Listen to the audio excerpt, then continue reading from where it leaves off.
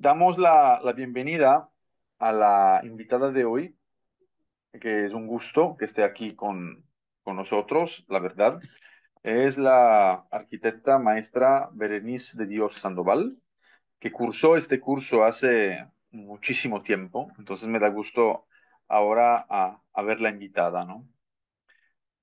La voy a presentar para que ustedes la puedan conocer leyendo una breve semblanza que nos compartió. Es arquitecta por la Universidad de Guadalajara en el Centro Universitario de Arte, Arquitectura y Diseño, becada por la Universidad de Guadalajara, beca Talento Global para realizar el máster en Desarrollo Urbano por la Pontificia Universidad Católica de Chile. Actualmente es estudiante del doctorado en Arquitectura, Diseño y Proyecto Urbano de la misma institución y se desempeña académicamente como asistente de investigación en estudios urbanos, así como en consultoría urbana y coordinación de proyectos.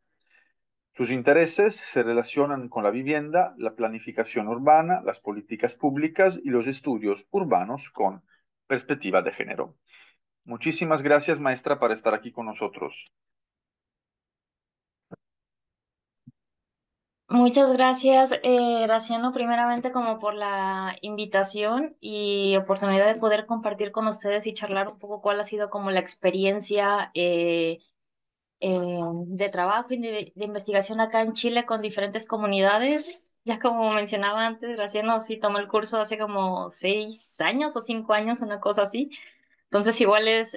bonito poder después como traer como las experiencias ahora a hablarlas también en este mismo curso y espero que algo de lo que se hable acá también ayude a hacerles como sentido en las mismas problemáticas que ven en los proyectos que están trabajando o en sus mismas instancias de vida y crear un poco de reflexión.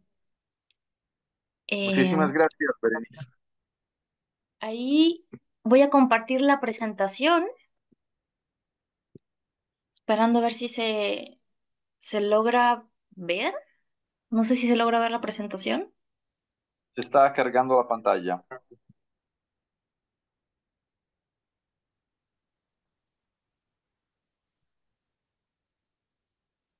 Que veo que se queda como en verde, pero Sí, no la vemos. a ver, vuelvo a intentar, a ver si así se logra.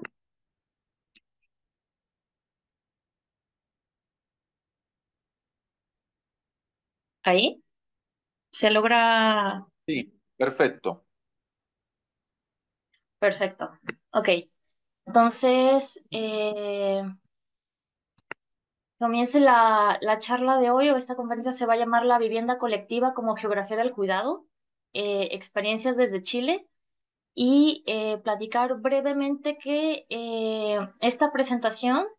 incluye un poco sobre la misma trayectoria que me ha tocado trabajar acá desde el magíster y también tiene un poco de, ya trabajo como investigativo después de terminar el magíster. Entonces, algunas de las cosas que se van a ver acá y se van a mencionar también hablan un poco del contexto pandemia, de pre y después de pandemia. Y como objetivo, me gustaría que pudiéramos explorar cómo los espacios intermedios y públicos en sí redefinen la vida urbana en los proyectos de vivienda colectiva y también cómo esto crea lo que ahora podríamos llamar como geografías de cuidado en el ámbito habitacional. A ver, no cambio la pantalla, ¿ya? Me van diciendo si se va logrando ver también al mismo tiempo que voy compartiendo. Pero eso, y para dar como un contexto como situado de la ciudad o del área metropolitana de Santiago, no sé si alguno de ustedes conoce, ha viajado, ha venido de este lado del mundo, pero también comentar que así como varias ciudades latinoamericanas, Santiago tiene sus contrastes muy marcados en lo que es en toda el área metropolitana y de escenarios muy diferentes según los municipios o sea, que conversan o que se encuentran en la misma región metropolitana, desde barrios que tienen como una altura como intermedia, hay una mayor vitalidad urbana, mucha área verde, espacios públicos, pero también Otros contextos donde hay una hiperdensificación masiva en espacios donde tenemos o donde se ven todavía viviendas de 2 pisos, a edificios de 40 pisos y de densidades extremadamente altas que pueden alcanzar hasta 800, entre 800 y 1000 habitantes por hectárea, así como otros contextos donde solamente hay vivienda unifamiliar. Entonces, como que todo esto compone un poco lo que es la región metropolitana. Y bueno, la imagen de la izquierda, que está como más al inferior, como que es la postal típica que se vende como en estos viajes o para como presentar la ciudad como Santiago. Entonces, como que esto nos trae una imagen más completa y o sea, de toda la riqueza que se puede encontrar o de todos los contrastes que se pueden encontrar en una ciudad. Entonces, a ver, ya, partimos. Y ya para empezar a hablar un poco más de esta investigación o de lo que se va a abordar ahora, me gustaría empezar con esta primera imagen de la izquierda, que es del ilustrador Robinson, de ya hace casi 100 años, donde él ilustra el contexto de cómo es vivir como en áreas de departamentos, y de cómo se semejan diferentes actividades de la vida cotidiana en espacios súper chicos y bueno, que en su momento tiene esta idea como de la vida cotidiana norteamericana y burguesa, y por el otro lado, como que está esta imagen conceptualizada un poco de lo que significa como los proyectos un poco más sociales acá en Chile y cómo se integran también como las comunidades y cómo se reflejan también estas dinámicas en diferentes contextos, pero que siguen siendo parte importante del vivir. Y bueno, una de las frases que también siento que aportan y que tienen mucho que ver con estos temas tiene que ver que en la vivienda colectiva los espacios intermedios y los públicos no solamente son lugares de paso, sino que se vuelven como un tejido muchas veces que se vuelve invisible, donde se sostienen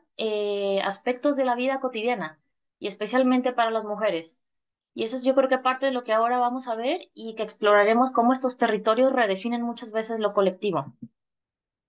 Y ahora sí me paso como a dar un panorama un poco general de la vivienda social en Chile, que yo lo tengo como contemplado en 4 etapas que son como muy importantes y que es bueno que también tengamos como un contexto social, político y también histórico para entender un poco cómo se configuraron cómo se configuró la vivienda de alguna manera. Entonces, como que esta primera etapa nos vamos a ir como un poco muy atrás, pero tiene que ver con los orígenes, y que se asemeja también donde las primeras intervenciones o leyes que se hacían de parte del Estado tenía que ver con las habitaciones obreras y donde estas intervenciones o estas leyes tenían que ver con la construcción de viviendas, evitar o restringir la construcción de viviendas precarias dentro de los límites de las ciudades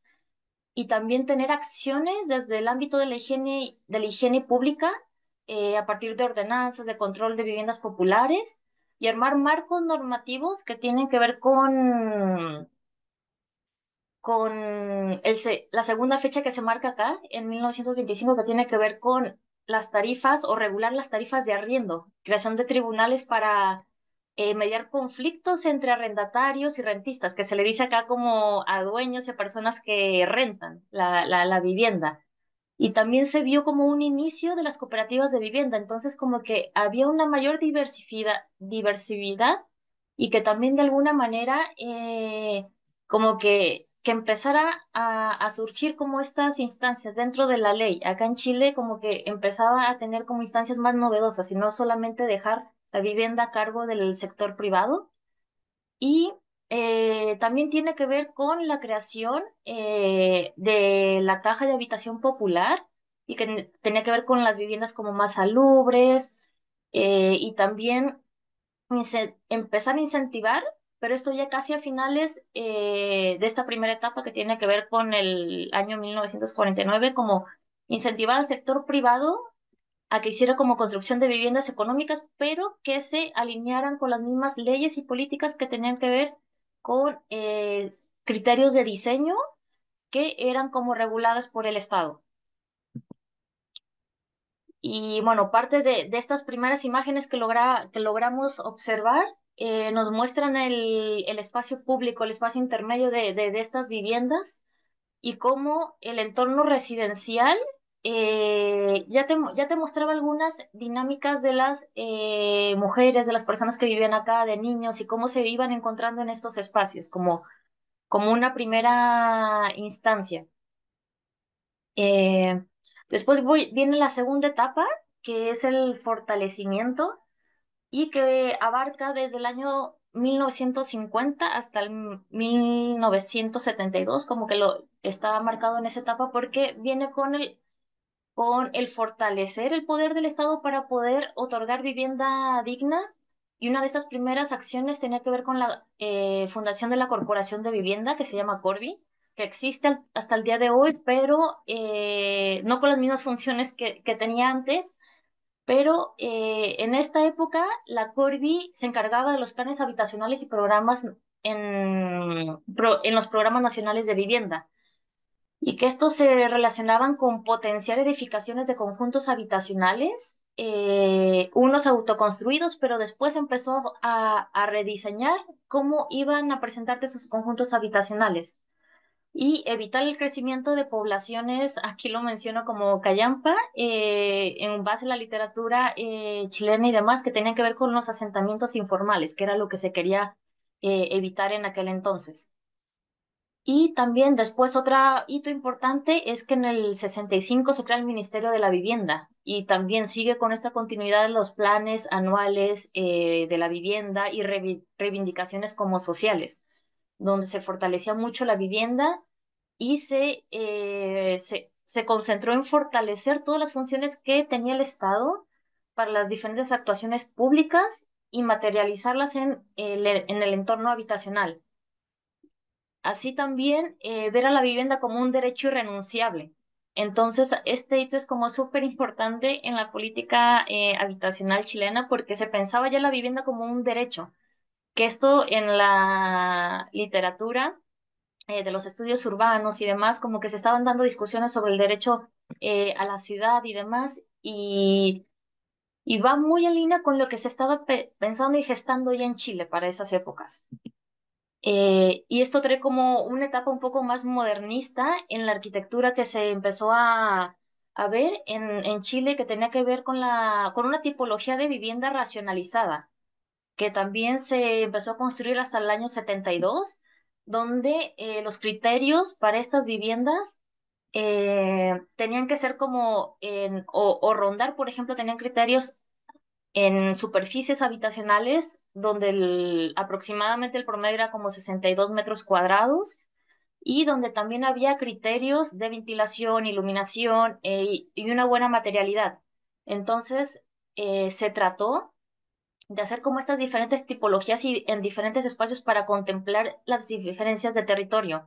donde se puede observar que como que al menos acá en Chile se mostraba la primera vivienda social como en un edificio tan vertical, en departamentos y con mucha altura. Pero de la misma manera había otros conjuntos donde había menor altura y todo también se debía en el emplazamiento en el que estuvieran y también para contemplar la mayor diversidad de las personas, que en algún momento había departamentos que tenían 3 habitaciones, había otros que tenían 2 habitaciones, entonces se trataba de captar la mayor cantidad de características que pudieran tener como las personas para estas viviendas. Y bueno, de estos proyectos hay muchos en el área metropolitana de Santiago que siguen construidos, que siguen en pie, que a pesar de los terremotos, que es una ciudad donde en verdad tiembla 2 días por medio, como que la calidad edificatoria es notable.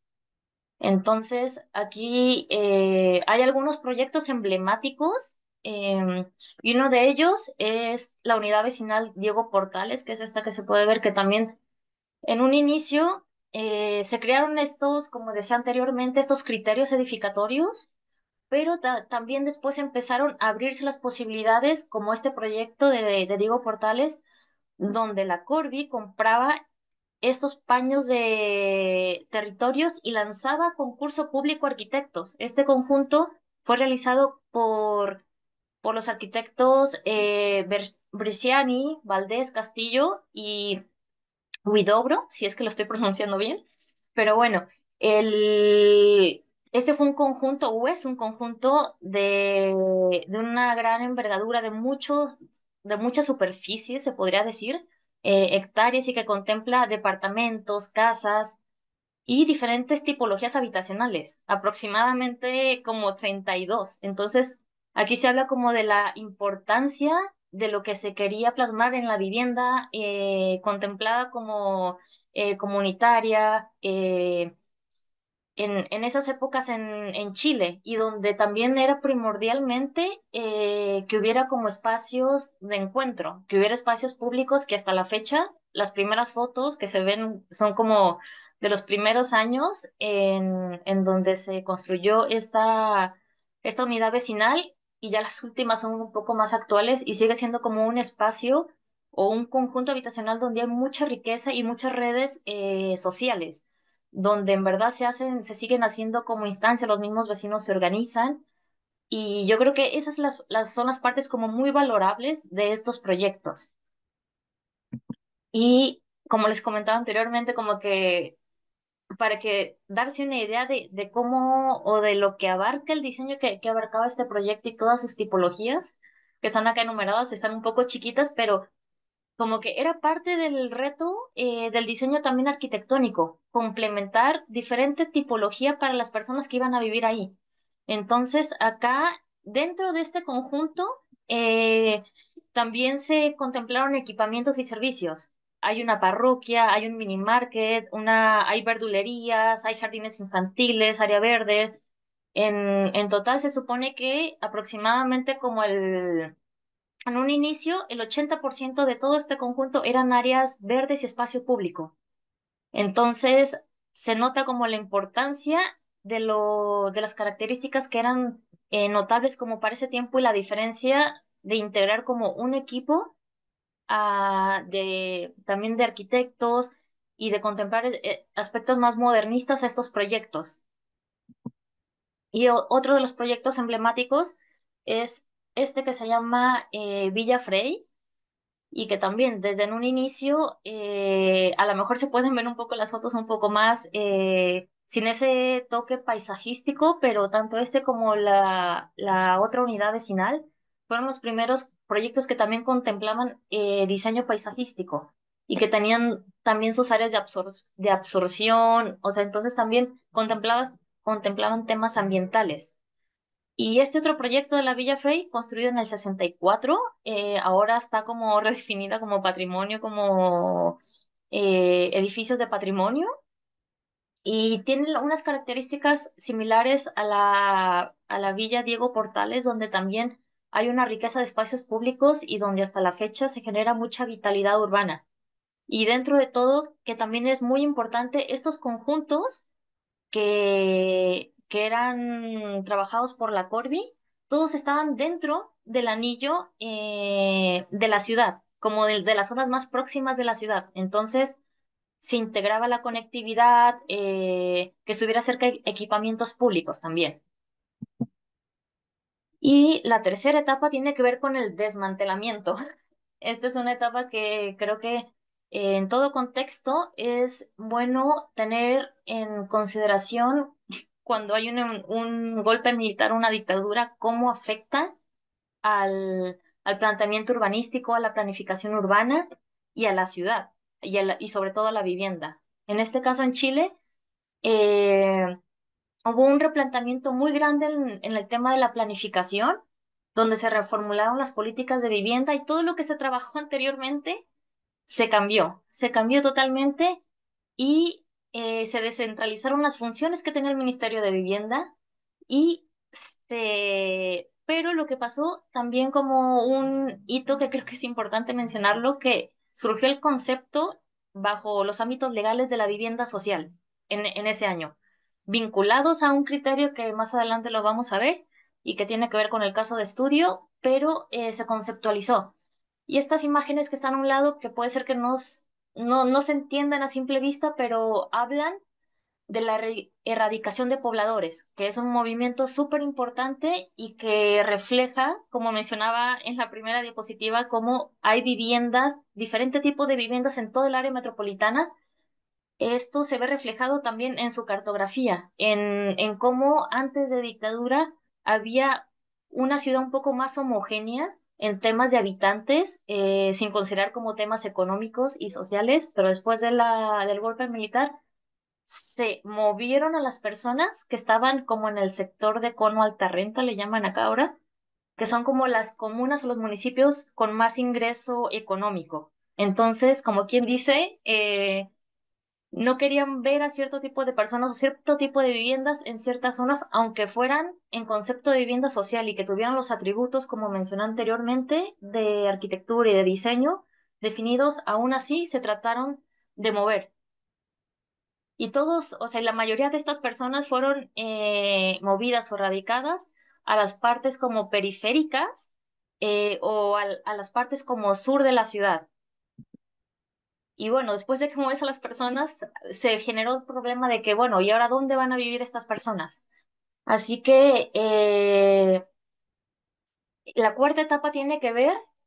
y donde se marca a partir del año 90 donde se retorna la democracia, pero marca una nueva política de vivienda social con muchos desafíos por todo lo que se había gestado en el periodo como militar. Y aunque se había vuelto a la democracia, las propuestas básicas que habían instaurado, o sea, que había instaurado el gobierno militar siguieron predominando. Y se impulsó la construcción de viviendas sociales tipo básicas, con la esperanza de también poder atender el déficit habitacional, que pensemos que en esos años de dictadura no se atendió el tema de vivienda, que se venía trabajando en años posteriores y se había dejado solamente al sector privado que se hiciera cargo de la vivienda. Entonces, ya a partir del año 2005 en adelante, que es como esta última etapa en la que estamos ahora, tiene que ver con programas de regeneración y rehabilitación urbana sobre las mismas casas con criterios básicos que se empezaron a construir en los 90 y que lo vamos a ver ahora, donde el Estado empezó a trabajar estos programas de Quiero mi barrio, planes de reconstrucciones, planes, generar una nueva política nacional de desarrollo urbano y también una política o programas de regeneración de conjuntos habitacionales, porque en parte todo lo que se había trabajado se puso como en pausa y el Estado pasó a ser como un ente más subsidiario de la vivienda, ser como alguien que estaba detrás o que te daba como cierto apoyo para que pudieras acceder como una vivienda. Y del criterio que había anteriormente pasamos a este criterio para la vivienda social básica, donde las viviendas cambiaron como totalmente en su dimensión, en su superficie, en los materiales y sobre todo en el entorno donde era construido. Ahora pasamos a viviendas que tenían un máximo de superficie de 42 metros cuadrados, o sea que se redujeron como 20 metros cuadrados en el tema de superficie de vivienda. Y este otro plano de acá marca lo que comentaba anteriormente, que las zonas rojas eran las viviendas sociales que se hicieron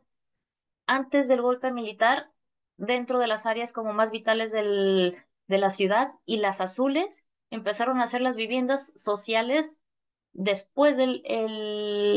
golpe militar y con esta nueva ley como de vivienda social. Y lo que está marcado acá abajo es importante porque el caso de estudio que vamos a ver ahora se emplaza en esa zona. Entonces, eh, muy al sur, muy, muy al sur de la ciudad y donde prácticamente era un terreno donde no había absolutamente nada, ni siquiera transporte público. Entonces ahora sí ya pasamos como el caso de estudio para ver directamente las geografías del cuidado y es importante, o al menos para mí, como que tratar de situar conceptualmente hacia dónde nos vamos a dirigir con el cuidado y también tener en mente quiénes necesitan y partir desde esa idea, quiénes necesitan el cuidado, porque normalmente tenemos esta idea de que los niños, las personas mayores, alguna persona en situación de discapacidad. Pero realmente, si tomamos en cuenta la epistemología del cuidado y que tiene que ver con el habitar,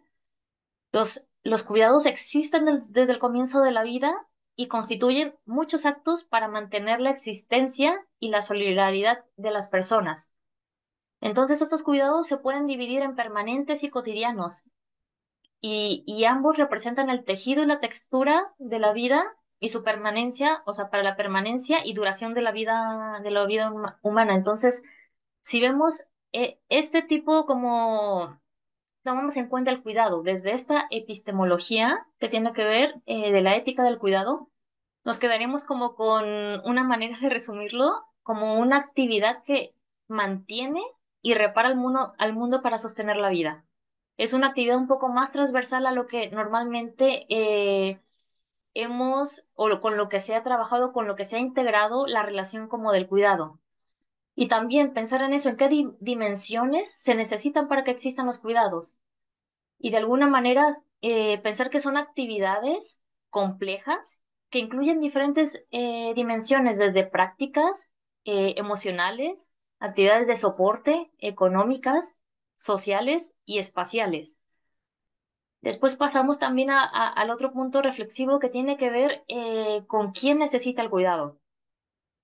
Y también en cómo desde la epistemología y muchas geografías feministas que empezaron a trabajar este movimiento tiene que ver en tratar de llevar a la conversación el mito del individuo autónomo, de que la dependencia es inherente a la condición humana o al mito de que del humano o sea, dependiente y productivo en una edad como sostenida en el tiempo donde las estructuras sociales ocultan lo que en verdad tienen que ver con las relaciones de interdependencia y que todos en esta vida, en verdad, todos nos relacionamos desde la interdependencia. Y lamentablemente esto solamente ha negado este tipo de relaciones y los ciclos de vida en los que nos desenvolvemos, porque realmente el cuidado, como mencionaba anteriormente, es transversalmente y todos lo necesitamos dependiendo del ciclo de vida. Un poco antes, un poco después, pero indudablemente está como presente. Y después se viene esta otra variable que tiene que ver con la relación intrínseca del género y del cuidado. Y desde cómo muchas feministas, también desde el estudio urbano y pioneras, también hablan de cómo, o cómo se ha criticado la naturalización del rol, de que las mujeres son cuidadoras innatas, desde romantizar el cuidado, que son actividades altruistas o directamente desde el amor, o que es una cualidad femenina, netamente, son actividades un poco más complejas, diría yo. Y bueno, al final este último concepto que tiene que ver con la geografía del cuidado y que tiene que ver con hacer referencia al espacio y a la movilidad, que en este caso las mujeres o las personas que están en el punto de ser cuidadoras para realizar sus tareas de cuidado hacia otro. Y la geografía del cuidado, al tener en cuenta estos espacios, invisibilizan horas de trabajo que no son reconocidas. Y al final estas tareas se basan en movilidades que son como interdependientes y que son definidas por su estructura social. Entonces, es muy importante que también al final podamos contemplar y podamos tener como esta visión de una geografía del cuidado un poco más amplia y ahorita vamos a ver un poco por qué. En este caso, en la investigación, se trabajó como la geografía del cuidado desde un conjunto de la vida cotidiana vinculado a tres escalas espaciales que tienen que ver con el barrio, con el blog y con el departamento. Y cómo la organización social de los cuidados o sea, ha sido designado por roles binarios desde una red familiar con una relación como muy vertical y transversal, donde se ven como desde lazos más mutuos de confianza entre mujeres para poder realizar estas actividades. Y bueno, aquí dejé como una cita de una de las mujeres que trabajó también o con la que pude, o sea, integrar en la investigación y que tuvo como esa apertura, donde hablaba justamente esto de de su hija, de Mía, que ella no podía asistir a una sala cuna. Entonces, gran parte del tiempo, las niñas, que son sus otras hijas, son las que se preocupan por su hermana. La responsabilidad de cuidar a su hermana es de ellas, porque yo igual tengo que salir a trabajar, sí o sí. Entonces, esto fue un extracto de Nicole, que tiene 30 años, donde dejaba a su bebé con sus dos hijas entre 9 y 10 años. Entonces, porque el papá tampoco no tenía una red con el padre de sus hijas, entonces vemos aquí cómo la transferencia de los cuidados van pasando como de la misma mujer a otra mujer de la familia. Y ya situados como en este contexto, ahora voy a hablar exactamente en el primer contexto o primera escala que tiene que ver con el barrio y que este es el conjunto habitacional Marta Brunet, que se construyó en el año 96 y esta vivienda o esta imagen que pongo acá es como parte de toda la vivienda que se construyó en esos inicios de los 90, donde se hizo solamente vivienda social sin vitalidad urbana en las periferias de la ciudad y con carencia de condiciones dignas a los servicios. Y bueno, la otra cartografía donde se ve como este isométrico pareciera o se ve como muy lindo, pero en verdad es un conjunto habitacional de 138 blocks, donde en su mayoría son de 3 pisos, pero si vemos como el desglose de las personas que viven acá, eh, en viviendas de 42 metros cuadrados, en el último como catastro que se pudo hacer, tenía una población de 5.024 personas, que no es un número menor, y de esta población también se observaba que el 250 personas están en situación de discapacidad, eh, con 200 adultos mayores y como un número también como muy alto, un 30% de niños o niños menores de 15 años. Entonces, al final es un conjunto habitacional de 450 como, o sea, en densidad por habitantes, marcando como algunos criterios que, por ejemplo, se pueden manejar al momento de plantear una densidad habitacional o cuando se construye una densidad habitacional pensando en números sin tener como más consideraciones urbanas, esto podía cumplir si solamente vieras el número, pero no en sí en sus características ni eh, el tema un poco más cualitativo de los conjuntos. Y en este complejo habitacional eh, tiene dos tipologías de vivienda. Una donde, o sea, bueno, y estas dos tipologías, ambas son de 42 metros cuadrados, ninguna supera ese metraje, con 3 habitaciones por departamento, una sala estar muy pequeña, como un comedor sala súper pequeña, con una cocina también diminuta, un espacio que se llama acá logía o lejía, que es como el, el espacio como para tener artículos de limpieza, lavadora y demás, y un solo baño. Entonces, como que esta fue la tipología donde viven todas estas personas. Y pasando un poco las actividades que viene en esta sección fuerte acá, que acá se va a mostrar como el trabajo o cómo fuimos como catastrando las actividades de las mujeres cuidadoras, pero también que estaban a cargo de personas de cuidado, contemplando personas en situación de discapacidad, en menores de edad y algunos adultos mayores. Y estas primeras cartografías, por ejemplo, nos muestran en mayor medida los espacios que se utilizaban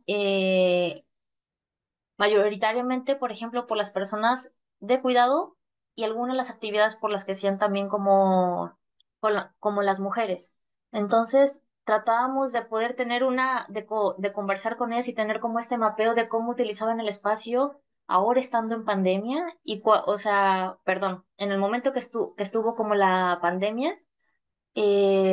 para tener como una idea de cómo se estaban viviendo los espacios dentro de la vivienda, tanto para las actividades de cuidado que tenían que ver con las prácticas que eran la alimentación, las actividades como recreativas, las actividades de descanso, las actividades educativas, que también se tuvo que optar ese rol dentro de las viviendas y también ver dentro de esta misma distribución cuáles eran los espacios que más usaban. Y, o sea, pensando de la escala como privada, como a la intermedia, al final tratábamos también de conversar con ellas cómo era o cómo había sido sin pandemia y cómo había sido ahora como con pandemia, y cómo todas las actividades de cuidado se centraron dentro o en su mayoría de la vivienda, y cómo se sintió de alguna manera como esa diferencia de no poder utilizar los espacios intermedios que eran utilizados para la recreación de los niños, de personas adultas mayores que sacaban sus sillas y se sentaban a conversar con los mismos vecinos, pero también de cómo se organizaban para ver estrategias de limpieza y demás. Entonces, al final también como que hicimos como una escala donde vimos las dinámicas socioespaciales de estos espacios, tomando en cuenta a las personas de cuidado y a las personas también que cuidaban, siendo que los espacios siempre eran más usados por las personas que necesitaban cuidados. En este caso, como niños, que eran los que disfrutaban un poco más de los espacios, más que personas adultos mayores o personas en situación de discapacidad, que ellos son los que menos podían utilizar los espacios como intermedios, se podría decir, o públicos. Y pensando ahora como de la escala intermedia a la pública, fue como muy interesante ver cómo las dinámicas de movilidad dentro como del barrio, cómo podíamos hacer este mapeo con ellas mismas, ver desde los espacios donde iban a tener como recreación, a también poder realizar como las prácticas o tener actividades o sea, todo dividido en las actividades de cuidado, en las prácticas, en las de soporte que tenían que ver con la compra de alimentos, y también económicas que tenían que ver con sus espacios de trabajo, debido a que estaban como en un conjunto habitacional en una zona muy periférica, trataban de poder realizar todo en el mismo barrio y también para poder tener una mayor movilidad con sus sujetos de cuidados.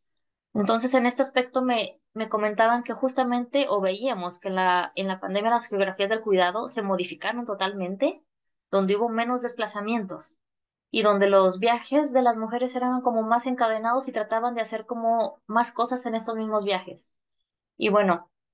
dentro de todo, también, aunque este conjunto tiene como algunas carencias cualitativas y demás, tiene como una organización muy fuerte por parte de las mujeres de este barrio, donde también ellas mismas trabajan y construyeron una sede comunitaria, construyeron también zonas de alimentos para poder también poder tener alimentos para las mismas personas. Entonces, como que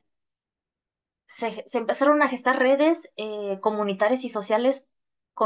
demasiado fuertes. Y al momento de tratar de ver cómo estas dinámicas como de inmovilidad o movilidad con las prácticas de cuidado y cómo se veían reflejadas en la geografía, veíamos cómo se hacían como estos pequeños clústeres adentro y alrededor de su vivienda en el mismo barrio, donde podían como tratar de tener o de desarrollar las mayores actividades referentes al cuidado dentro del mismo barrio, excepción de las personas en situación de discapacidad, y donde esto era, en verdad era como algo muy transversal que se veía. Acá también puse una cita de Allison, una chica de 22 años, donde ella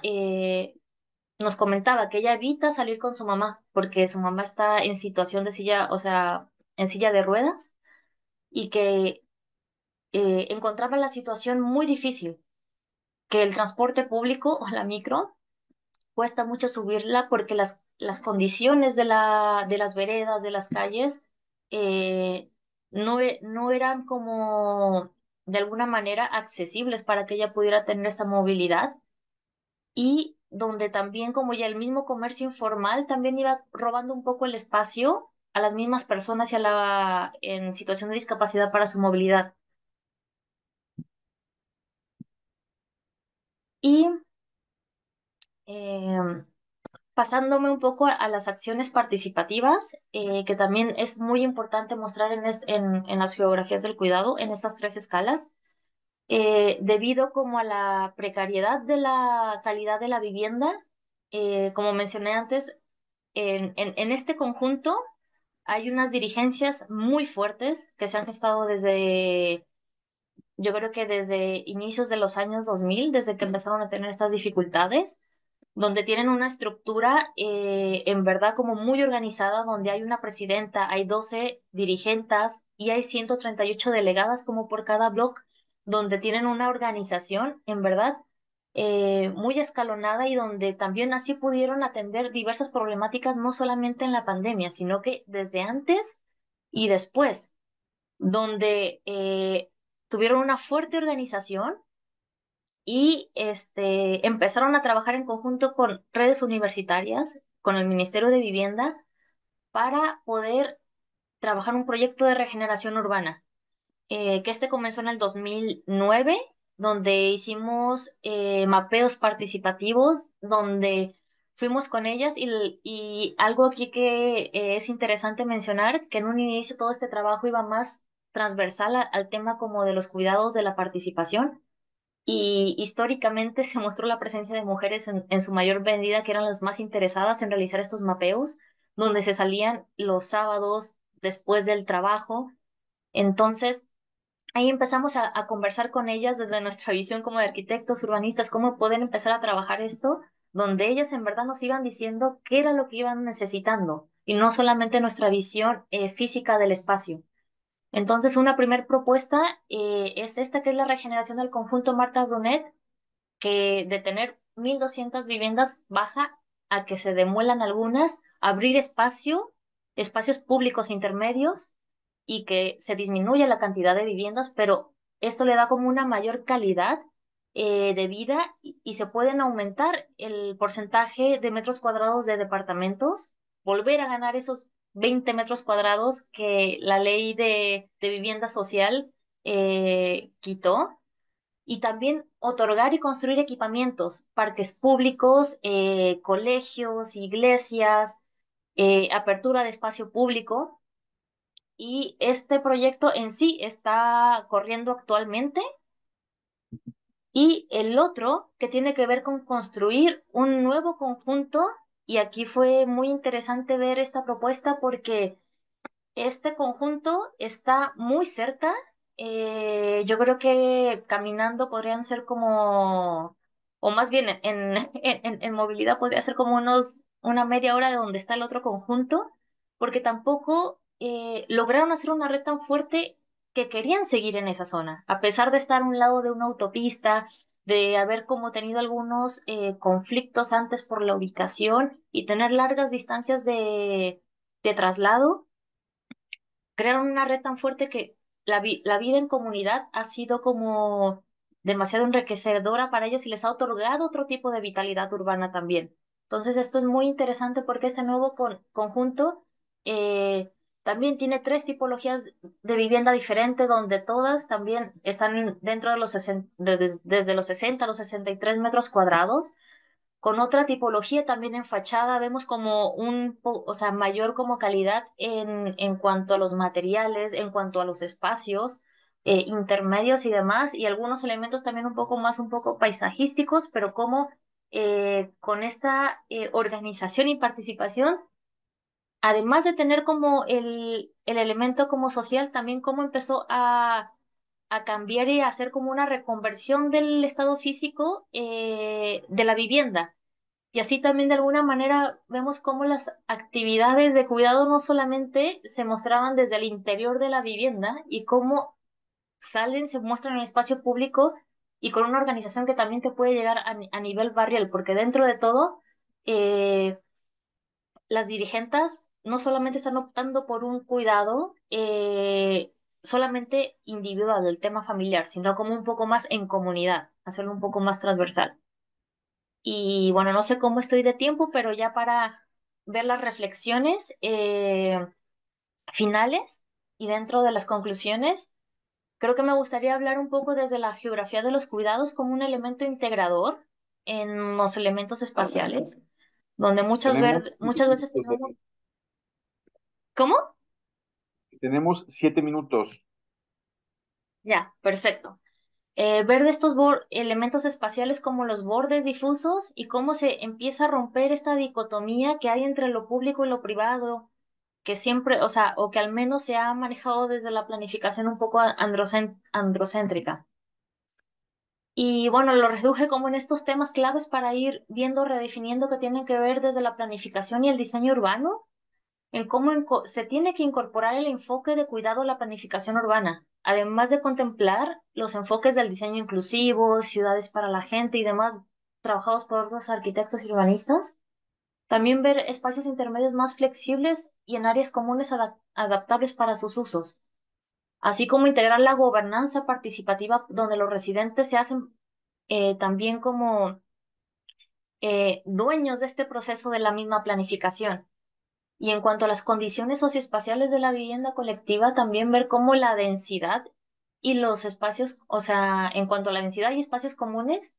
los espacios comunes son clave no solo para mitigar los efectos de la fuerte densificación, en este caso de la ciudad de Santiago, sino que funcionan también como estructuras de soporte para los cuidados de toda la población. Y asimismo también vimos en este caso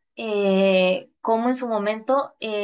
siguen las dinámicas de reproducción hegemónicas en el territorio donde se han visibilizado las esferas de cuidado en la ciudad, donde no se pueden reconocer espacios con otros usos y donde la ciudad solo ha representado como a la vivienda y el espacio privado y a las mujeres para que resuelvan las actividades de cuidado o mercantilizando los espacios de cuidado, obviamente con estancias infantiles, con colegios, con también hospitales donde ahí se ve la diversidad de cómo el Estado también o cómo la planificación ha dividido como el cuidado muchas veces como en temas como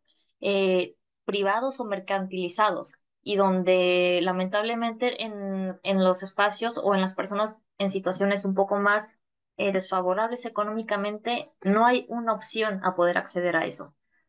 Y como reflexión final para este paradigma, ver las diferentes escalas espaciales en torno a la vivienda colectiva relacionadas como un tejido conectivo, integrando la geografía del cuidado y para que se dejen de ver desde una manera una variable un poco más aislada. Eh, pero eso, y pensar en en cómo hemos desarrollado las ciudades de un urbanismo un poco más androcéntrico y empezar a tener esta idea o estas planteamiento un poco de la ciudad cuidadora. Pero eso, agradecerle su presencia y saber si algo de esto conversado les hace sentido o ver también sus visiones, no sé. Muchísimas gracias, Berenice. Mm, Creo que lo que se plantea, pues en esta plática, lo que planteaste, pues es muy interesante, ¿no? Y nos habla, digamos, de una cierta forma, yo diría, de una visión, por un lado, sistémica, transversal y sensible, ¿no? Sistémica, porque al final se nota mucho, incluso o en el caso de estudio, ¿no? Cómo necesitamos abordar, ¿no? La problemática, el estudio, el diagnóstico, desde como mínimo tres escalas, ¿no? Diferentes, ¿no? Una escala urbana, ¿no? Que nos habla de cómo estas intervenciones que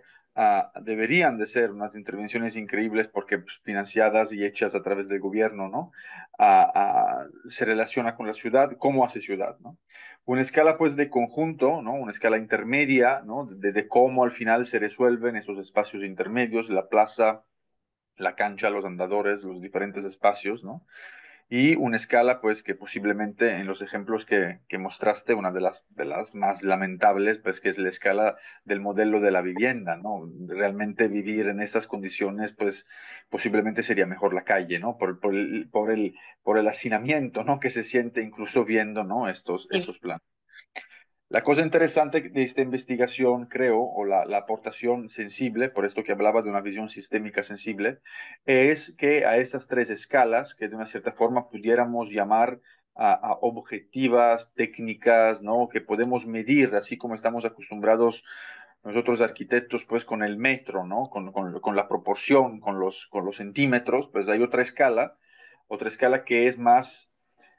por así decirlo, difícil, ¿no? De medir, o que por lo menos no se pueden medir cuantitativamente en metros cuadrados, ¿no? O metros cúbicos, que es la escala, pues, del cuidado, ¿no? Esta escala como que transciende, ¿no? Y va de forma transversal en estas tres diferentes escalas, que las complementa, que las amplía y que las vuelve, digamos, de una cierta forma como mucho más humanas, ¿no? Es decir, tenemos que realmente. Sí, pues tenemos aceras, pero lo que sucede es que yo no puedo bajar con mi mamá de la acera porque no hay ningún tipo de rampa para bajar con la silla de rueda. O tenemos el autobús, pero lo que sucede es que el autobús pues no tiene un chasis bajo y por lo tanto no puedo subir con la silla de rueda porque no puedo, ¿no?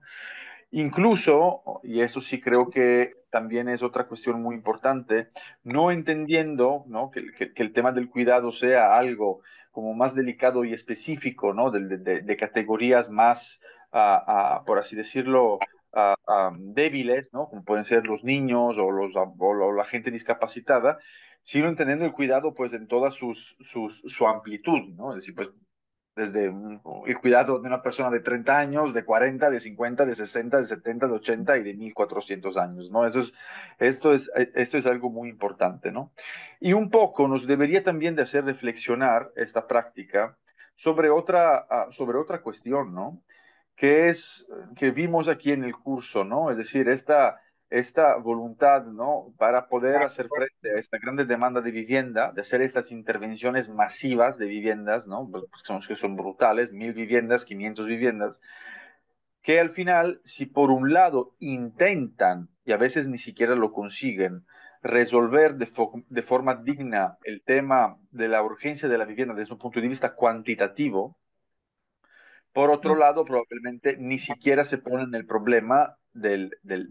tema cualitativo de género del cuidado, ¿no? Eso tiene que ver con la cualidad. Entonces, yo creo que para cerrar, ¿no? Sí se necesitarían más estudios de este tipo. Deberíamos nosotros como categoría, ¿no? De pensadores abrazar, ¿no? Abrir el pensamiento hacia estos mundos tan a veces muy pocos explorados por quien diseña, ¿no? La ciudad y quien diseña, pues, la vivienda, para que realmente, pues, la vivienda en su escala urbana, en su escala de conjunto intermedia y en su escala tipológico-modélica, realmente, ¿no? Realmente sea o tenga más bien una dimensión doméstica y pueda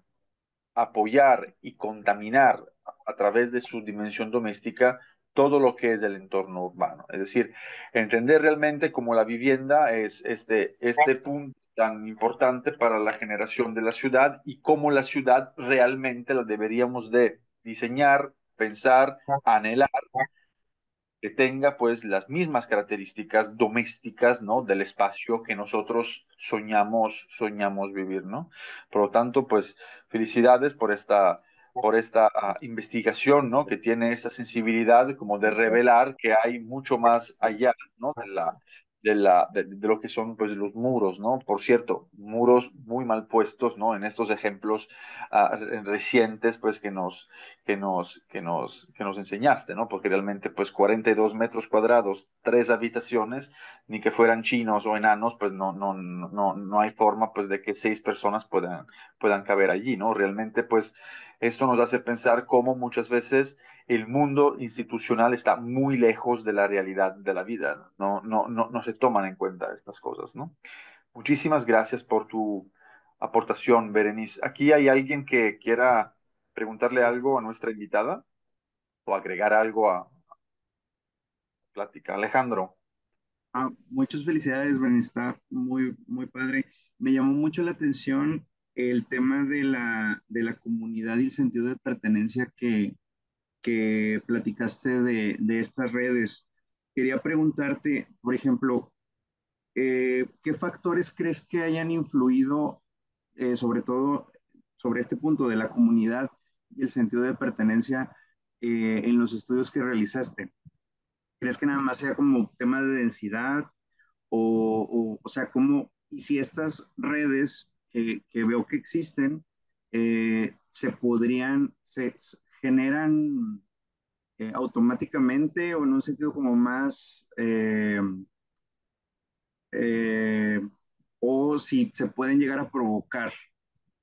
O sea, ¿cómo es esta práctica?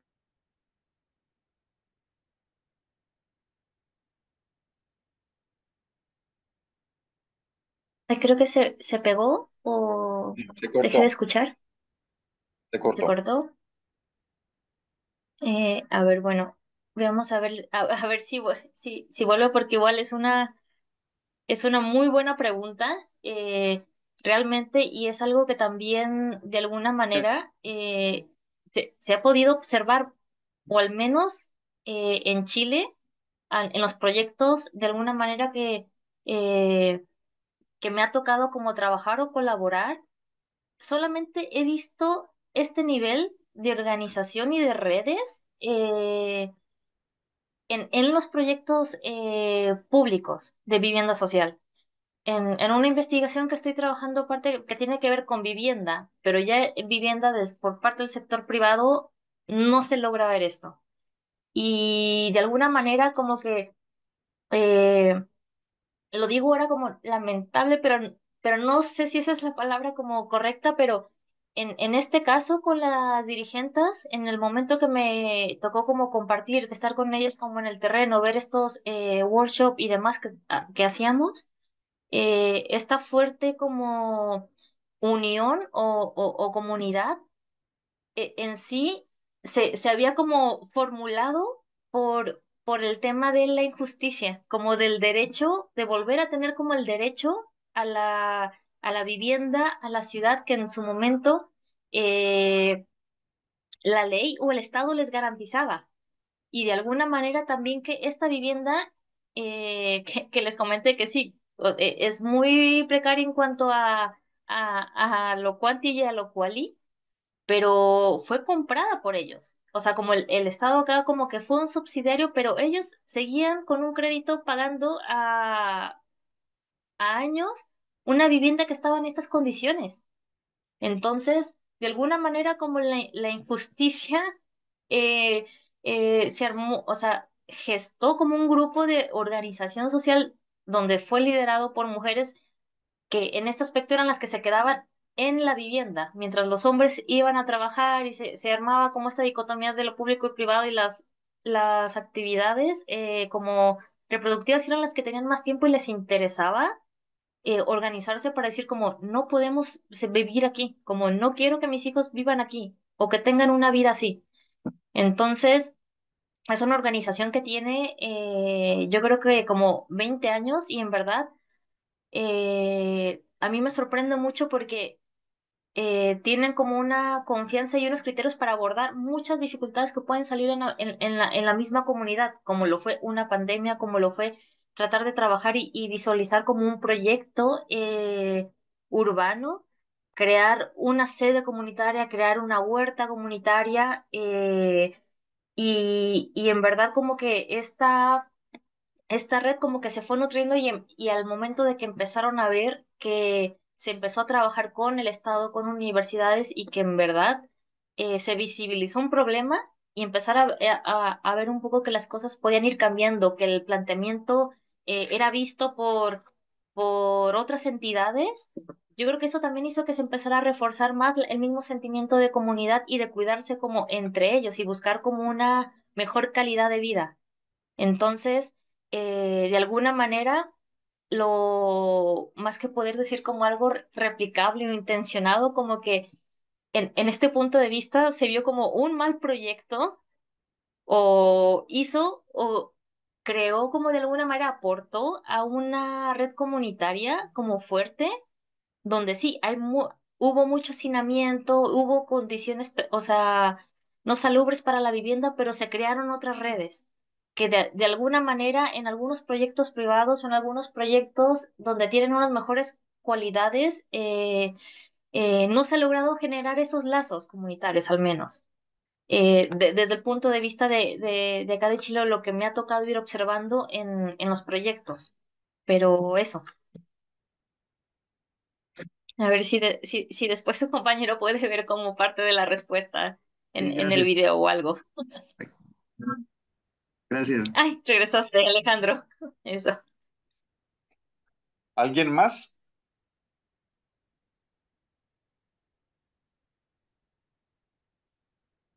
Ujú. Berenice, muchísimas gracias. Me da mucho gusto ver cómo seguiste pues tus estudios y ad maiora, como se dice en latín. Por lo tanto, pues que vengan mucho más logros, ¿sí? Y que puedas regresar ya con el trabajo ya más desarrollado, ¿no? Una vez que vayas terminando tu tesis doctoral para contarnos un poco, pues, cómo ha ido, ¿no? Esta investigación sobre estas geografías de cuidado. Sí, claro que sí, sería un gusto. Pero gracias por la invitación y gracias por ustedes por estar acá y también como eh, tener como esas inquietudes por los temas como urbanos, por los proyectos, la vivienda, el urbanismo y demás. Muchísimas gracias, Berenice. Hasta luego, nos vemos Gracias. pronto. Gracias. Hasta Feliz fin luego. de semana. Gracias.